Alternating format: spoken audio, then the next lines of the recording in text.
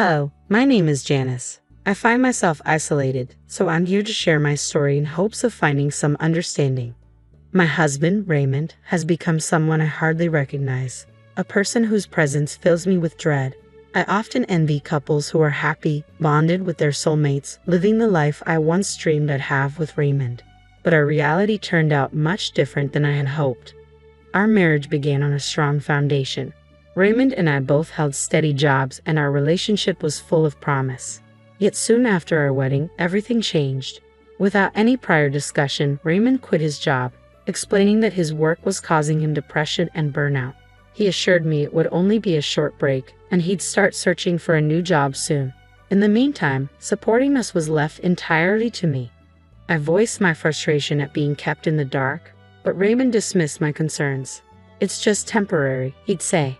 However, as months went by, nothing improved. I took on multiple jobs just to keep us afloat, while Raymond spent his days playing video games, contributing nothing to the household.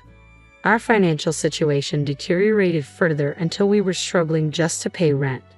Eventually, we had to ask for help from Raymond's parents, Ethan and Olivia, who were shocked to discover he was unemployed. They revealed a painful truth. This wasn't the first time Raymond had quit a job and relied on others to support him. In the past, his parents had to coerce him into working by threatening to cut him off financially. They had hoped he'd change after meeting me, but it seemed he had simply reverted to old patterns. Ethan and Olivia expressed doubts about Raymond's claims of depression, suspecting he might be manipulating the situation to avoid responsibility. Hearing this was a blow. I had always known Raymond to be hardworking and reliable, but now I saw another side of him. His parents sternly urged him to get a job and stop burdening me, emphasizing that I deserved a partner who would support me, not exploit me. Raymond promised he'd make an effort, but doubt lingered. Hoping things would change, I kept silent about Raymond's continued unemployment, motivated by my love for him and the desire to avoid adding pressure. But he continued to deceive even his parents about having a job, leaving the financial burden squarely on my shoulders. Despite my efforts, our situation only worsened, and Raymond's resentment grew each month when I struggled to make ends meet. He even forbade me from taking any days off, insisting I work constantly. Exhausted and feeling more isolated as he discouraged me from seeing friends, I pushed myself to the brink. Finally, one day, I couldn't go on. I decided to take a day off work to rest. When Raymond noticed I was home, he angrily demanded to know why I wasn't working.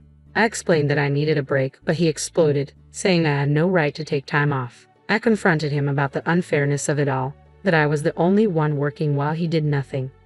Unable to handle the situation, I left the house in tears, desperate for a moment of peace. I wandered through the city, just window shopping with the little money I had left. My savings were almost gone, depleted by the year I'd spent supporting us. Returning home that evening, I was met with an unexpected shock. The door was bolted from the inside.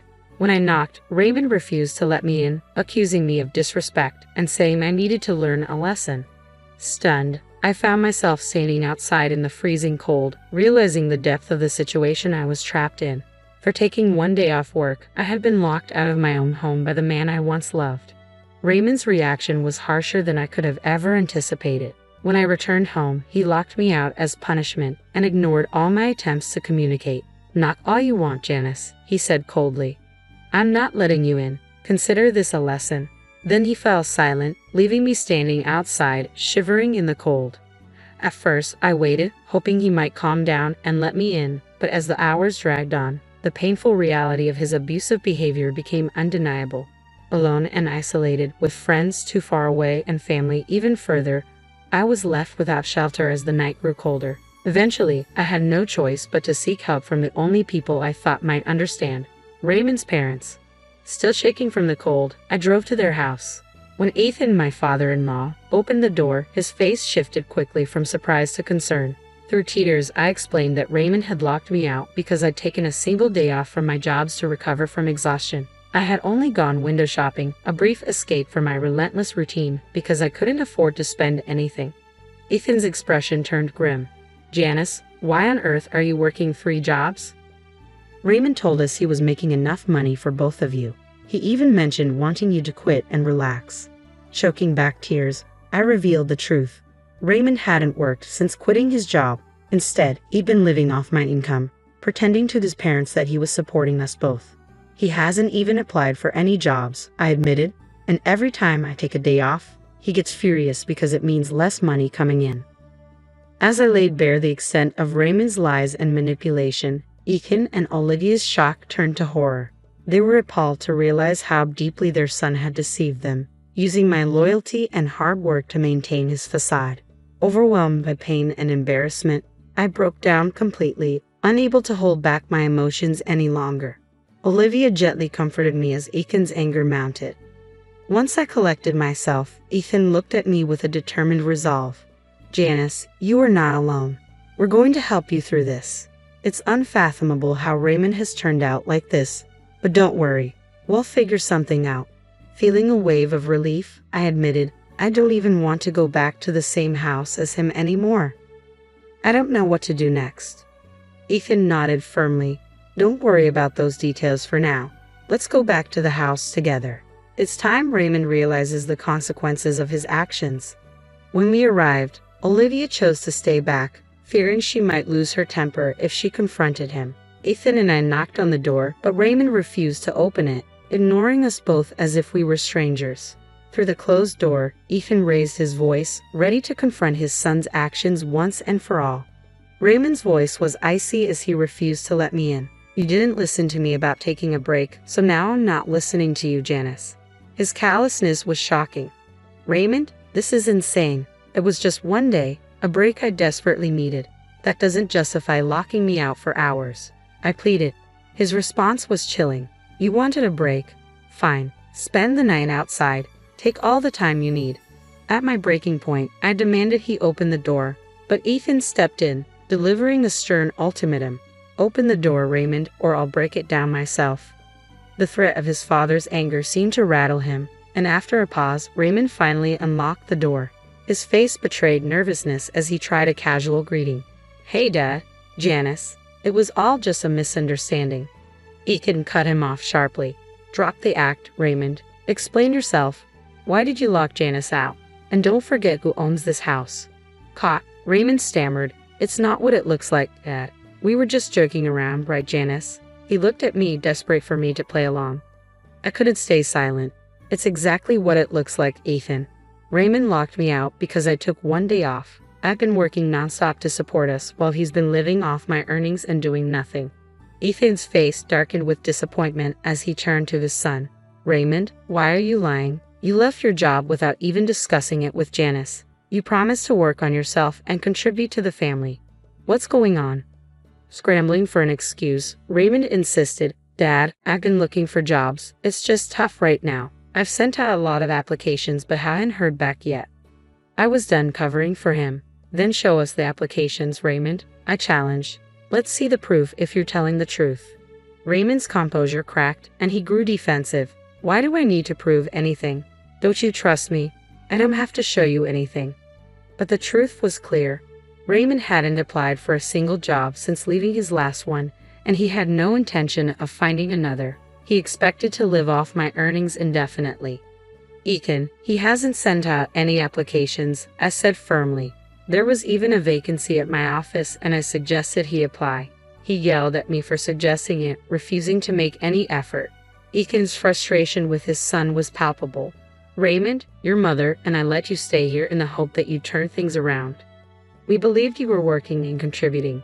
Now it's clear Janice has been supporting you alone. You failed to keep your word, and I can't allow this to continue. You're going to have to leave this house." Raymond's face drained of color. "Dad, no. Please don't do this. Janice, look at what you've caused. Now we're both going to lose our home." But Ethan corrected him sharply. "There's no need to yell at her. Janice will stay here if she wants, or she'll stay in the house alone. You are the one who will be leaving."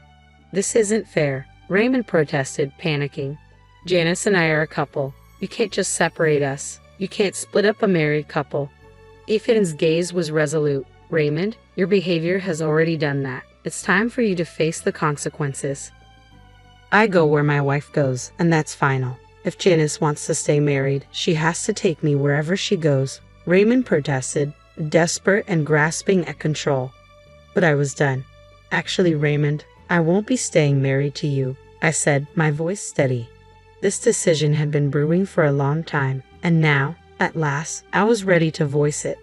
I'll be filing for divorce. Raymond's face fell, the reality of the situation finally sinking in. Years of leaning on others to prop up his lifestyle, shirking responsibility. It had all led to this moment.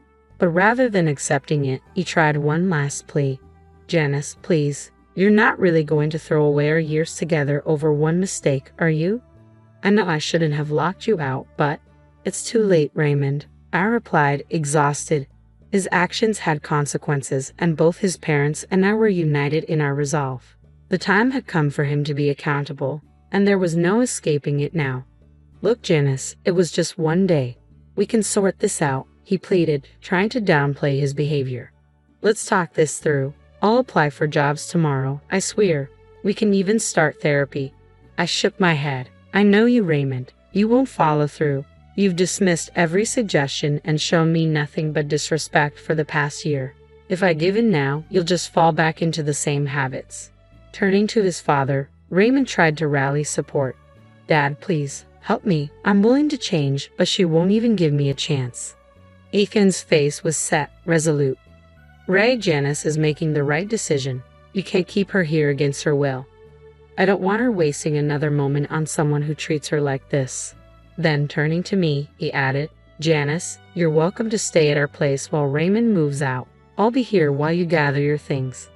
Grateful for the offer, I quickly went upstairs, packed, and returned. Raymond attempted to block my way, but Ethan's stern warning that he'd call the police forced him aside. At Ethan and Olivia's home, Olivia embraced me the moment I walked in. The warmth of her welcome brought tears to my eyes. It had been so long since I felt genuine support. You can stay as long as you need to, Janice, she assured me. In the following days, I made plans carefully. I delayed filing for divorce just a little while longer, hoping that Raymond would find some semblance of self-sufficiency and lessen the chance of needing alimony. I transferred half of our joint account to my own and stopped contributing to it, cutting off the financial support he had come to rely on. Raymond, meanwhile, tried showing up repeatedly at his parents' home, pleading for forgiveness. For once, even Olivia voiced her disappointment openly, criticizing him for his failures.